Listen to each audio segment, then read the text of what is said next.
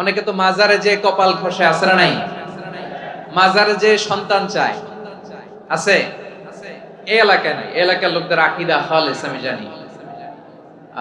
মাজারে যে কপাল খসে আর সন্তান চায়। আচ্ছা, মাজারে গেলে সন্তান পাওয়া যায়? আচ্ছা, মাজারে না গেলে যদি বাচ্চা না হতো, গরু ছাগলের যে বাচ্চা হয়, ওরা কোন মাজারে মানত করে বলেন? কথা কি বুঝতেছেন? এই যে প্রতি বছর গরু ছাগল ভেড়া এগুলো যে বাচ্চা দেয়, এরা কোন মাজারে যে মানত করে? এজন্য চাইতে হবে একজনের কাছে, তিনি কে?